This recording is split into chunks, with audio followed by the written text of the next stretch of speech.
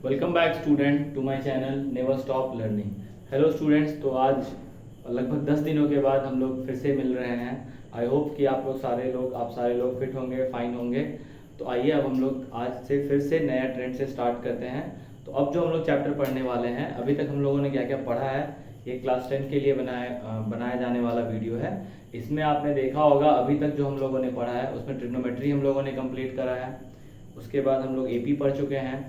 फिर उसके बाद हम लोगों ने ट्राइंगल्स पढ़ा है और सिमिलैरिटी ऑफ ट्राइंगल्स भी पढ़ लिया है। अब हम लोग क्या पढ़ने वाले हैं, अब हम लोग जो नया चैप्टर स्टार्ट करने वाले हैं वो है आपका क्या, कोऑर्डिनेट ज्योमेट्री। तो आइए अब हम लोग कोऑर्डिनेट ज्योमेट्री के बारे में कुछ जानते हैं। ठीक है, तो कोऑर्डिनेट शब्द का मतलब क्या होता है? कोऑर्डिनेट का मतलब होता है address of a point. Suppose मान लेते हैं ये आपका एक्स वाई प्लेन है। क्या प्लेन है? X Y plane. तो जैसे ये जो लाइन है वो किसको डिनोट करता है? एक्स एक्सिस को डिनोट करता है। किसको डिनोट करता है? एक्स एक्सिस को। तो ये हो गया एक्स और ये क्या हो गया? X dash. सिमिलरली ये क्या हो जाएगा? वाई और ये क्या हो जाएगा? Y dash. तो इस पूरे प्लेन को हम लोग कौन सा प्लेन बोलते हैं? एक्स वाई प्लेन बोलते हैं। ठीक है, अब मान लेते हैं ये जो पॉइंट है इसको 0,0 या तो फिर इसका जो कोऑर्डिनेट होता है उसको 0,0 बोलते हैं। ठीक है, इसी पॉइंट को हम लोग क्या कहते हैं? ओरिजिन कहते हैं। क्या कहते हैं? ओरिजिन। ओरिजिन का मतलब जो स्टार्टिंग पॉइंट होता है, चाहे वो एक्स एक्सिस की बात करें या फिर वाई एक्सिस की बात करें उसको। अब आइए क्वाड्रेंट सिस्टम के बारे में थोड़ा समझ लेते हैं। तो ये जो होता है ये फर्स्ट क्वाड्रेंट, उसी तरह ये कौन सा क्वाड्रेंट हो जाएगा? सेकेंड क्वाड्रेंट हो जाएगा। ये कौन सा क्वाड्रेंट हो जाएगा? थर्ड। और ये कौन सा क्वाड्रेंट हो जाएगा? फोर्थ क्वाड्रेंट हो जाएगा। अगर आप यहाँ पे साइन कन्वेंशन की बात करें तो x भी पॉजिटिव होता है और y एक्सिस भी क्या होता है? पॉजिटिव होता है। अगर आप इस क्वाड्रेंट की बात करें तो x नेगेटिव होता है लेकिन y क्या होता है? पॉजिटिव, क्योंकि ये y जो है ये ऊपर वाला पार्ट है और ऊपर जो होता है वो ऑलवेज क्या होता है? पॉजिटिव होता है। थर्ड क्वाड्रेंट की बात करें तो x भी नेगेटिव होता है और y भी नेगेटिव होता है। ठीक है, तो थर्ड क्वाड्रेंट में दोनों साइन जो रहेगा, कोऑर्डिनेट्स में दोनों पॉइंट्स के जो साइन रहेंगे वो क्या हो जाएगा? Negative comma negative. यहाँ पे देखिए, यहाँ पे आपका x तो पॉजिटिव होगा लेकिन y क्या हो जाएगा? नेगेटिव हो जाएगा। तो ये सारी चीजें आपने 9th क्लास में पढ़ा है, ये इसी का क्या है? ओवरव्यू है। अब इसमें हम लोग इसको ऑलवेज आप देखेंगे, ये जो प्लेस होता है ये x को डिनोट करता है, ये प्लेस जो होता है ये y को डिनोट करता है। Ordinate and abscissa. ऑर्डिनेट किसको बोलते हैं? x को, और एब्सिसा किसको बोलते हैं? y को बोलते हैं। ठीक है, तो अब हम लोग इसी से रिलेटेड कुछ टॉपिक्स डिस्कस करेंगे। टॉपिक में क्या क्या आएगा? जैसे टॉपिक में आएगा डिस्टेंस फार्मूला क्या होता है, जो नया कुछ आप सीखने वाले हैं इस वीडियो में। डिस्टेंस फार्मूला क्या होता है? कोलिनियर चीज क्या होता है? कोलिनियर वर्ड जो है उसका मतलब क्या है? कोऑर्डिनेट ज्योमेट्री में कोलिनियर का यूज क्या है? ठीक है, उसी तरह फिर इक्वी डिस्टेंस पॉइंट क्या होता है उसके बारे में हम लोग जानेंगे। फिर उसके बाद सेक्शन फार्मूला के बारे में जानेंगे। इस तरह से बहुत सारे टॉपिक्स को हम लोग कवर करेंगे। तो आइए अब हम लोग सबसे पहले डिस्टेंस फार्मूला को समझते हैं। तो आइए अब हम लोग एक एक करके सारे टॉपिक्स को कवर करते हैं। देखिए यहाँ पे अगर आप देखें तो सबसे पहला टॉपिक क्या दिया हुआ है? डिस्टेंस फार्मूला दिया हुआ है। अगला टॉपिक जो है वो क्या दिया हुआ है? कोलिनियर दिया हुआ है। उसके बाद का टॉपिक क्या दिया हुआ है? इक्वी डिस्टेंस दिया हुआ है। और उसके बाद का टॉपिक क्या? Points on X axis and Y axis. मतलब ये तो बहुत, ये टॉपिक नहीं है, मतलब बस ये एक लाइन का चीज है, इसको मैं समझा दूंगा आपको। सबसे पहले क्या देखेंगे? Distance formula. सबसे पहले क्या देखेंगे हम लोग? Distance formula. ठीक है, मान लेते हैं ये एक पॉइंट है ए और ये जो है वो क्या है? B point. ठीक है, ये ए पॉइंट है और ये क्या है? बी पॉइंट है। इसका कोऑर्डिनेट हम लोग मान लेते हैं x1, y1 है और इसका कोऑर्डिनेट जो है वो क्या है? x2, y2 है। तो अगर आपको इस दोनों पॉइंट के बीच का डिस्टेंस कैलकुलेट करना होगा तो आप कैसे करोगे? देखिए इसमें बहुत सिंपल सा यूज करना है फॉर्मूला। फॉर्मूला क्या होता है कि AB इज इक्वल्स टू, ठीक है, root under x2 minus x1 का whole square plus y2 minus y1 का होल स्क्वायर। क्या हो जाएगा? x2 माइनस x1 का whole square plus y2 minus y1 का होल स्क्वायर। ठीक है, और यहाँ पे रेस्पेक्टेड यूनिट्स आ जाएगा। तो इसलिए आप यहाँ पे जरूर यूनिट्स लिखना मत भूलिएगा, क्योंकि यहाँ सेंटीमीटर और मीटर या उस टाइप का यूनिट नहीं दिया हुआ रहता है, इसलिए आप सिर्फ लिख लोगे यूनिट्स। ठीक है, तो ये हो गया बेसिक फॉर्मूला किसका?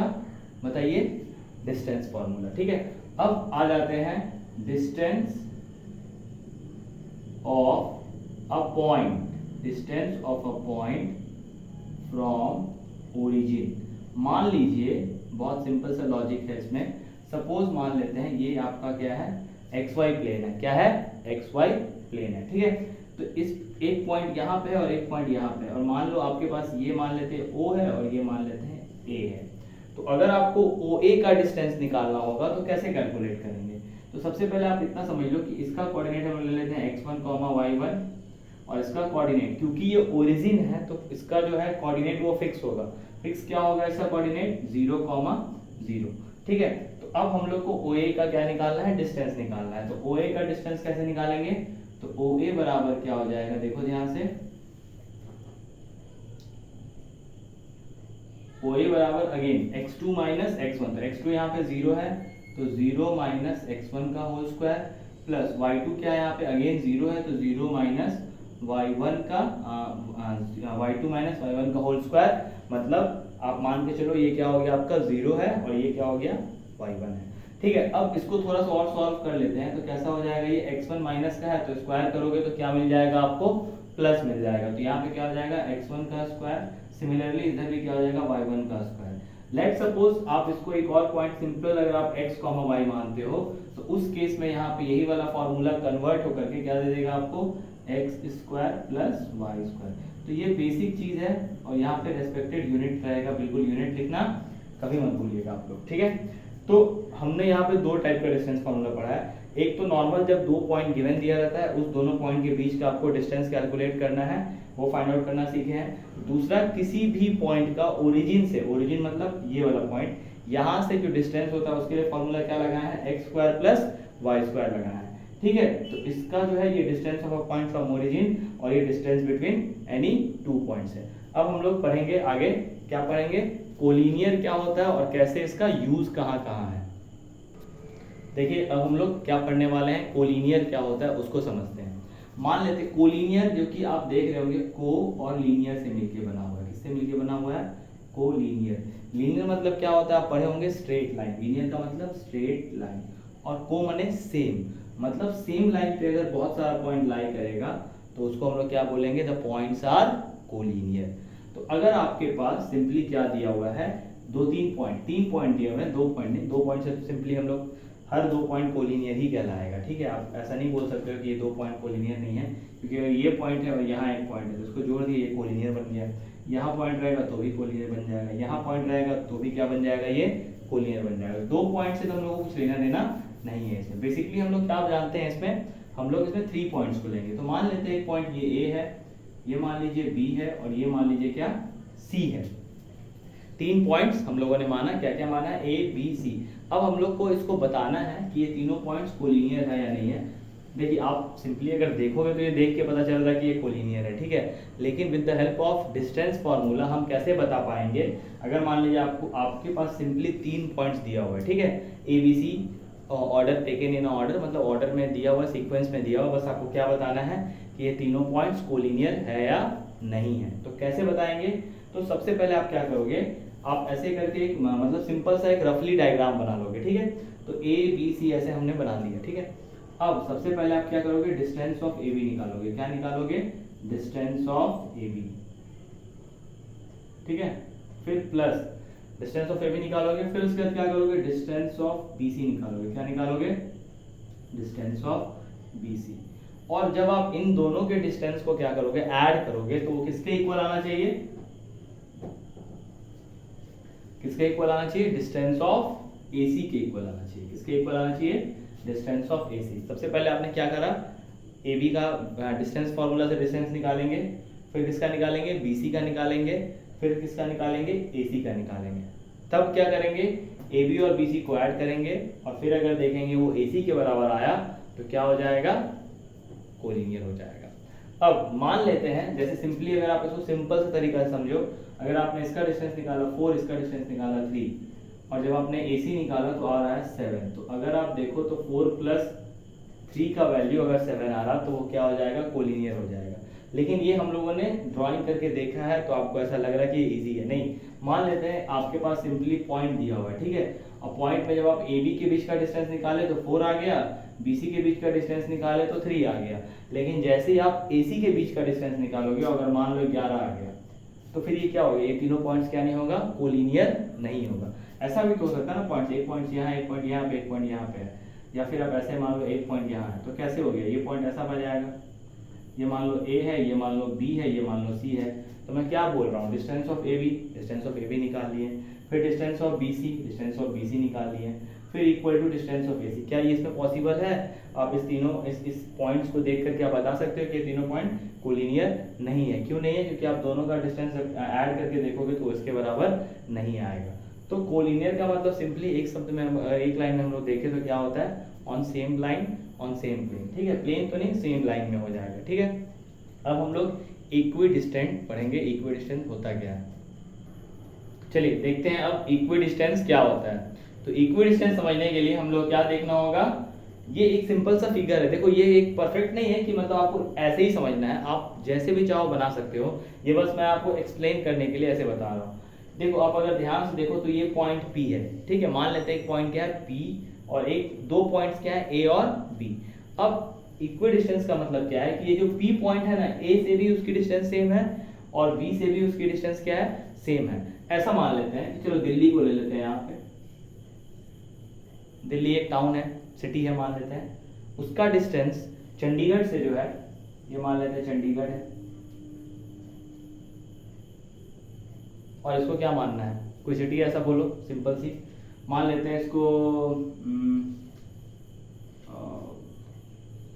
लखनऊ मान लेते हैं। अब आप लोग बैठ के गूगल मत करिएगा, दोनों का डिस्टेंस मैचअप मत करिएगा। ठीक है, देख लीजिए पहले ध्यान से, जो समझा रहे हैं उसको समझिए। सपोज दिल्ली से लेकर के चंडीगढ़ का जो डिस्टेंस है वो कुछ भी है, मान लेते हैं 500 किलोमीटर, या नहीं भी है 300 किलोमीटर मान लेते हैं।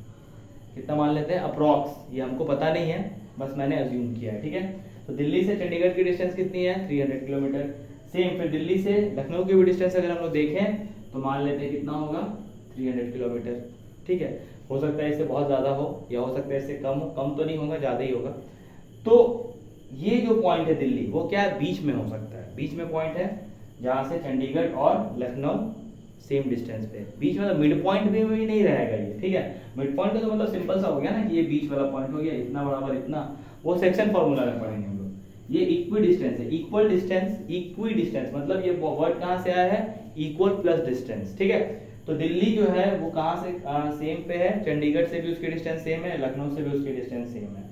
ठीक है, तो बस यही चीज है। ये पॉइंट जो रहेगा, मान लेते हैं इस पॉइंट का कोऑर्डिनेट हम लोग ले लेते हैं x, y। ठीक है, इसका कोऑर्डिनेट हम लोग क्या ले लेते हैं, x1, y1। इसका कोऑर्डिनेट क्या ले लेते हैं हम लोग, x2, y2। ठीक है, अब आपके पास यहाँ पे कोई एक अननोन वैल्यू रहेगा, या तो आपको x का वैल्यू पता रहेगा, y का वैल्यू पता नहीं रहेगा, या तो y का वैल्यू पता रहेगा, x का वैल्यू पता नहीं रहेगा। तो with the help of equidistance की प्रॉपर्टी हम लोग इसको सॉल्व करेंगे। तो इसमें 3 स्टेप्स हैं टोटल। वो 3 स्टेप्स क्या क्या हैं वो आप देखिए। तो सबसे पहला स्टेप जो है, you have to calculate the distance between what, P and A।